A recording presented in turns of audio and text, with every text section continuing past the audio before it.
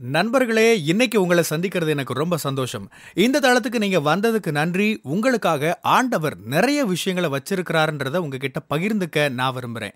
இன்னைக்கு உங்க கூட நான் பேச வேண்டிய விஷயத்துக்குள்ள போறதுக்கு முன்னாடி, சில விஷயங்கள சொல்லிக்க விரும்புறேன். நீங்க ஜான் கிஃப்டா அப்படின்ற என்னோட Instagram, Facebook, YouTube மூலமா என்ன ஃபாலோ பண்ணி என்னோட பதிவுகள நீங்க பெறலாம். தினமும் என்னோட பாட்காஸ்ட் நீங்க கேட்கலாம். ஆண்டவரோட கிருபையில அதெல்லாம் நல்ல கிரியை செய்து வர்றத நான் பார்க்கிறேன். நீங்களும் அத தினமும் கேளுங்க. நிச்சயமா அது உங்களுக்கு ஒரு பெரிய ஆசீர்வாதமா இருக்கும்னு என்னால சொல்ல முடியும். ஜான் கிஃப்டா அப்படின்ற என்னோட யூடியூப் சேனலை தினமும் பார்க்க மறக்காதீங்க. Fuel for the soul with John கிஃப்டா அப்படின்ற இங்கிலீஷ் பாட்காஸ்டையும் நீங்க தினமும் கேட்கலாம். www.johngifta.com அப்படின்ற என்னோட வெப்சைட்லையும் இதெல்லாமே இருக்கும். உங்களோட வாழ்க்கையில சிங்கங்களை எதிர்கொண்டிருக்கிறீங்களா? ஏதாச்சும் தடைகள், சவால்கள், பிரச்சனைகள் இப்படி ஏதாச்சும் உங்களை பயமுறுத்திட்டே இருக்குதா? இது என்ன விழுங்க போகுது, இதை நான் எப்படி கையாள போறேன்னு எனக்கு தெரியல அப்படி சொல்றீங்களா? விசுவாசியா இருக்கிற நாம பிரச்சனைகளை எதிர்கொள்ளாம இருக்கவே முடியாது. உலகத்துல உங்களுக்கு உபத்திரவங்கள் உண்டுன்னு தான் இயேசு சொல்லியிருக்கிறாரு. மத்தேயு 5:45 இதை ரொம்ப தெளிவா சொல்லுது. நீதி உள்ளவர்கள் மேலும் அநீதி உள்ளவர்கள் மேலும் மழையை பெய்ய பண்ணுகிறார். நம்ம எல்லாரும் மழை, புயல், எதிர்மறை சூழல்கள்னு எல்லாத்தையுமே வாழ்க்கையில எதிர்கொள்ளத்தான் போறோம். நம்ம எல்லாருமே தடைகளை எதிர்கொள்ளத்தான் போறோம்.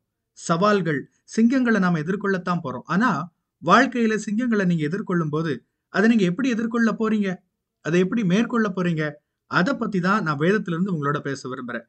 ஆண்டவர் என்னோட இருதயத்துல போட்ட இந்த செய்தி ரொம்ப வல்லமை உள்ளதுன்னு நான் நம்புறேன். ஆண்டவர் எனக்கு ஒரு ஒப்புமையை காட்டினார். சிங்கத்தை பத்தி நாம யோசிக்கிறப்ப, வேதத்தோட தொடர்பு படுத்தி பாக்குறப்ப நமக்கு உடனே என்ன ஞாபகம் வரும்?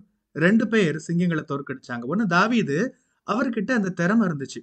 அவர்கிட்ட கவன்கள் இருந்துச்சு. அவரால சிங்கத்தை மேற்கொள்ள முடிஞ்சது. சிம்சோனை பாருங்க. அவருக்கு இயற்கைக்கு அப்பாற்பட்ட ஒரு வல்லம் இருந்துச்சு. ஆண்டவர் தந்த வல்லம் அது. அவரால சிங்கத்தை எதிர்கொள்ள முடிஞ்சது. அட, தாவீத பாருங்க, சிம்சோனை பாருங்க. இதை தாண்டி இன்னொரு மனுஷனை சிங்கங்கள் எதிர்கொண்ட அந்த மனுஷனை நம்ம பார்க்க முடியும். யார் தெரியுமா? தானியேல். தானியேல் எடுத்துக்கிட்டீங்கன்னா அவரோட கதை முழுசு வித்தியாசமானது. தாவீது மாதிரி அவர் திறமையானவர்லாம் இல்ல. தாவீது மாதிரி அவரால் சிங்கத்தை எதிர்கொள்ள முடியாது. ஒருவேளை சிம்சோனை மாதிரி செய்யறதுக்கு அவர்கிட்ட இயற்கைக்கு அப்பாற்பட்ட பலனும் இருந்ததில்ல. தானியேல் உங்களை என்னை மாதிரி ஒரு சாதாரண மனுஷன். ஒரு சிங்கத்தை எதிர்கொள்ள தேவையானது அவர்கிட்ட இல்ல. நீங்க என்ன புரிஞ்சுக்கணும்? ஒருவேளை இன்னைக்கு நீங்க என்ன பார்த்து சொல்லலாம், ஜான் அவங்கள பாருங்க, அவங்க ரொம்ப கொடுத்து வச்சவங்க, அவங்க திறமையானவங்க, அவங்களுக்கு செல்வாக்கு இருக்கு, அவங்க கிட்ட பணம் இருக்கு, என்ன தேவையோ அது எல்லாமே இருக்கு. பிரச்சனையை மேற்கொள்ள அவங்களால முடியும். இந்த தடைய மாற்ற அவங்களால முடியும். மாற்றத்தை கொண்டு வர அவங்களால முடியும். இந்த மலை போன்ற மலையை அகற்ற அவங்களால முடியும். ஆனா ஜான், நான் தானியல் மாதிரி தான். என்கிட்ட இதுக்கு தேவையானது எதுவுமே இல்ல. என்கிட்ட இயற்கைக்கு அப்பாற்பட்ட வல்லமைலாம் இல்ல. என்கிட்ட செல்வாக்கு இல்ல, தேவையான பணம் என்கிட்ட இல்ல, தேவையான எதுவுமே இல்ல, சரியான நபர்கள் இல்ல. இப்படி எல்லாம் சொல்றீங்களா? அப்படின்னா நீங்க சரியான இடத்துல தான் இன்னும் இருக்கிறீங்க. தானியேல் அப்படியான ஒரு இடத்துல தான் இருந்தாரு. அவர் சிங்கங்களை எதிர்கொண்டாரு. சிங்க கவிக்குள்ள அவரை தூக்கி போட்டாங்க. ஆனா அவர்கிட்ட எந்த திறமையும் இல்ல, பலனும் இல்ல. ஆனா ஆண்டவர் அவருக்காக யுத்தம் பண்ணாரு. நீங்க என்ன புரிஞ்சுக்கணும்னா, சிங்கங்களோட எதிர்கொள்ள உங்களுக்கு என்ன தேவையோ அதை ஆண்டவர் தருவார். இல்லைன்னா சிங்கங்களோட உங்களுக்காக அவர் யுத்தம் பண்ணுவார். தாவீது, சிம்சோனை எடுத்துக்கிட்டீங்கன்னா, சிங்கங்களை எதிர்கொள்ள என்ன தேவையோ அதை ஆண்டவர் அவங்களுக்கு கொடுத்தாரு. தாவீதுக்கு திறமை இருந்துச்சு. சிம்சோனுக்கு இயற்கைக்கு அப்பாற்பட்ட வல்லம் இருந்துச்சு. நீங்க தானியேல் போல ஒருவேளை இருக்கலாம். உங்ககிட்ட அந்த இரண்டும் இல்லாம இருக்கலாம். அப்படின்னா உங்களுக்காக ஆண்டவர் சிங்கங்களோட யுத்தம் செய்வார். அதனால சோர்ந்து போகாதீங்க, நம்பிக்கையை இழக்காதீங்க, உற்சாகமா இருங்க.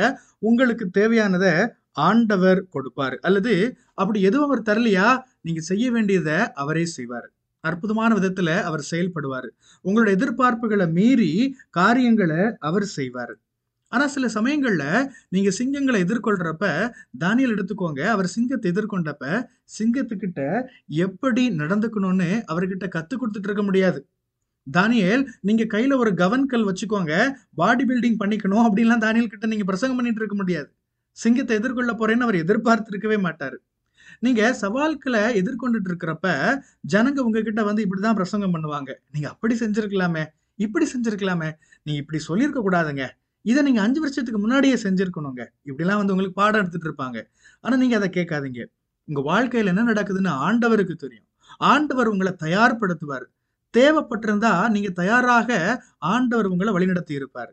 நீங்க எப்படி நடக்கணும்னு அவர் காட்டியிருப்பாரு. நீங்க இனிமே என்ன செய்யணும்னு முன்னாடியே சொல்லியிருப்பாரு. ஆனா நீங்க இதுவரை ஆயத்தமாகி இராத ஒரு இடத்துக்கு ஆண்டவர் உங்களை அழைச்சிட்டு வர்றாருன்னா என்ன அர்த்தம்? நீங்க கற்பனை கூட செஞ்சிருக்க முடியாத ஒரு விஷயத்த ஆண்டவர் உங்க வாழ்க்கையில செய்ய போறாருன்னு அர்த்தம்.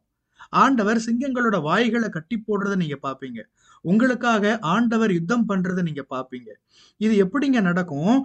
ஆண்டவர் தான் செஞ்சிருக்கிறாரு அப்படின்னு அடுத்தவங்க சொல்ற அளவுக்கான விஷயங்கள் நடக்குங்க. அதாவது உங்களுக்கு என்ன அவசியமோ அத ஆண்டவர் உங்களுக்கு கொடுப்பாரு. அல்லது தடைகளை எதிர்கொள்ள என்னது வேணுமோ அதுக்கு உங்கள அவர் தயார்படுத்துவாரு. உங்க வாழ்க்கையில உள்ள சிங்கங்கள எதிர்கொள்ள உங்கள தயார்படுத்துவாரு. அல்லது அவரே அற்புத விதமா அத பார்த்துப்பாரு. நோவாவ பத்தி யோசிச்சு பாருங்க. எல்லா விலங்குகளையும் அவர் கவனிக்க வேண்டியதா இருந்துச்சு. அதுல கூட ஒரு ஜோடி சிங்கங்கள் இருந்திருக்கும் இல்லையா?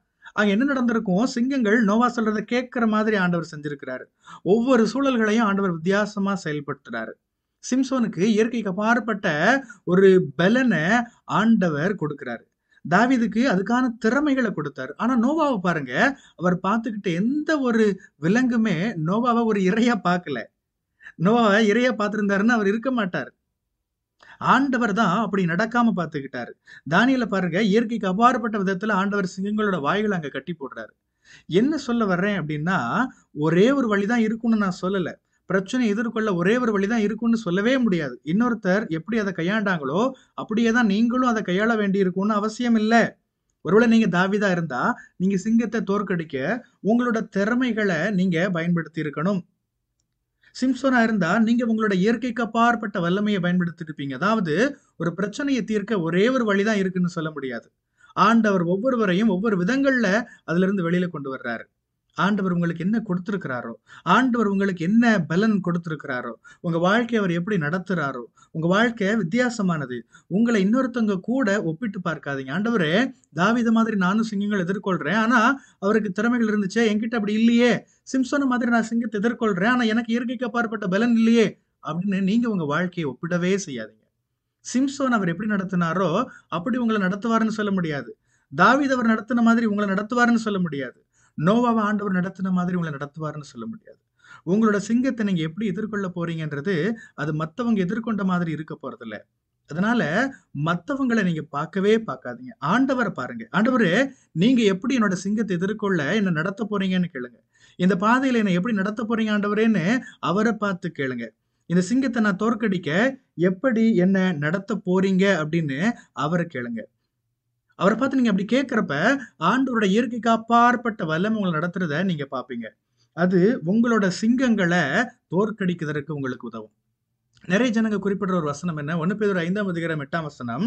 "தெளிந்த புத்தி உள்ளவர்களாய் இருங்கள், விழித்திருங்கள். ஏனெனில் உங்கள் எதிராளியாகிய பிசாசானவன் கெர்ச்சிக்கிற சிங்கம் போல எவனை விழுங்கலாமோ என்று வகை தேடி சுற்றித் திரிகிறான்."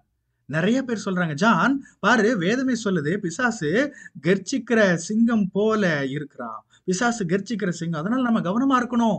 இல்லன்னா அந்த சிங்கம் வந்து என்ன விழுங்கிடும்" அப்படின்றாங்க. வேதம் தெளிவா சொல்லுது, எதிராளியாகிய பிசாசானவன் கெர்ச்சிக்கிற சிங்கம் போல சுற்றித் திரிகிறான். அவன் கெர்ச்சிக்கிற சிங்கம் இல்லங்க. கெர்ச்சிக்கிற சிங்கம் போல சுற்றித் திரிகிறான். இதுக்கு ஒரு உதாரணம் சொல்றேன் பாருங்க. ஏன்னா நீங்க தொடர்ந்து கவனிச்சுட்டு வந்திருந்தா உங்களுக்கு நல்லாவே தெரிஞ்சிருக்கும். எனக்கு ஸ்கூபி டூ ரொம்ப பிடிக்கும். என்னோட ஸ்கூபி டூ கலெக்ஷனுக்காக 2 வேர்ல்ட் ரெக்கார்ட்ல நான் இடம் பிடிச்சிருக்கிறேன். ஏன்? ஏன்னா எனக்கு ஸ்கூபி டூ ரொம்ப பிடிக்கும். ஸ்கூபி டூவோட எல்லா எபிசோட்களையும் கவனிச்சு, அதுல இருக்கிற பொதுவான ஒரு விஷயத்த நாம பார்த்தா என்ன இருக்கும் தெரியுமா? ஒரு பேய் வரும் எல்லா எபிசோட்லயும். கடைசில என்ன நடக்கும்?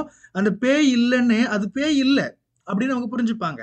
அது பேய் மாதிரி வந்துச்சே ஒழிய பேய் இல்ல. அதுக்குள்ள ஒரு மனுஷன் தான் இருப்பான். பேய் மாதிரி சத்தம் போடும். ஆனா அது பேய் இல்ல. பேய் மாதிரி நடக்கும். ஆனா அது பேய் இல்ல. பேய் மாதிரி பார்க்கிறதுக்கு கூட இருக்கும். ஆனா அது பேய் இல்ல. முகமூடி அணிஞ்ச ஒரு மனுஷன் தான் அது. அப்படி 3 பேய நாங்க கொண்டு வந்திருக்கிறோம் பாருங்க. 1969வது செப்டம்பர் 13ல வந்த முதல் ஸ்கூபி டூ எபிசோட்ல உள்ள ஒரு பேய் என்ன தெரியுமா? கருப்பு குதிரை. அது ஒரு பேய் மாதிரி இருந்துச்சு. ஆனா எபிசோட் கடைசியில அத பார்த்தா, முகமூடி எடுத்துட்டு பார்த்தா, அது பேய் இல்லங்க. ஒரு மனுஷன் பேய் மாதிரி நடிச்சிருப்பான்.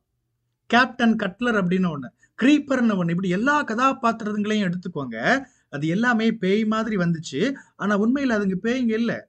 அவங்கள பயமுறுத்த, அவங்களுக்கு ஆபத்து உண்டாக்க பேய் மாதிரி வந்துச்சு. ஆனா முகமூடிய கழற்றின உடனே அது ஒரு மனுஷனா மாறிடும்.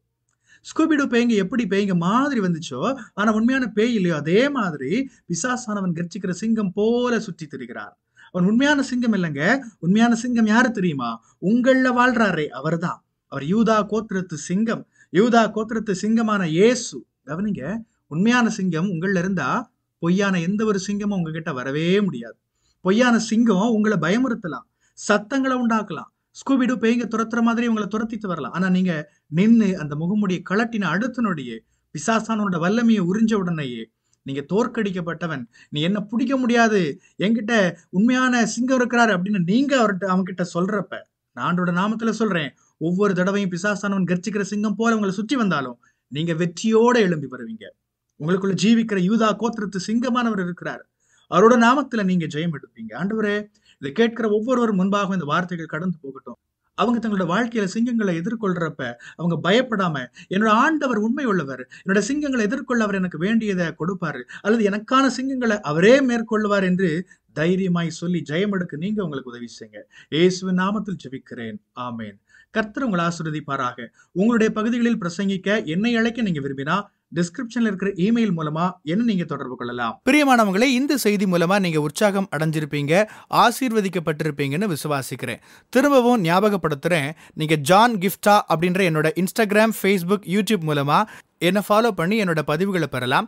ஜான் கிஃப்டா அப்படின்ற என்னோட யூடியூப் சேனலை தினமும் பார்க்க மறக்காதீங்க. Fuel for the soul with John கிஃப்டா அப்படின்ற இங்கிலீஷ் பாட்காஸ்டையும் நீங்கள் தினமும் கேட்கலாம். பாட்காஸ்ட் எபிசோடுக்கு நீங்கள் உங்களோட ரேட்டிங், ரிவ்யூ கொடுத்து ஷேர் பண்ண மறக்காதீங்க. www.johngifta.com அப்படின்ற என்னோட வெப்சைட்லையும் இது எல்லாமே இருக்கும். இந்த ஊழியத்தால் நீங்கள் ஆசீர்வதிக்கப்பட்டிருந்து மற்றவங்களுக்கும் இதே ஆசீர்வாதம் சேரணும்னு விரும்பினா நீங்களும் எங்க கூட சேர்ந்து ஆண்டவரோட ராஜ்யத்தை கட்டுற இந்த பணியை உங்களோட நிதி ஆதரவு மூலமாகவும் தாங்கலாம். கூகுள் பே அல்லது நெட் பேங்கிங் அல்லது பேபால் மூலமா நீங்க ஆதரவு தரலாம். எல்லா விவரங்களையும் டிஸ்கிரிப்ஷன்ல நீங்க பார்க்கலாம். ஆண்டவர் உங்களை ஆசீர்வதிப்பாராக.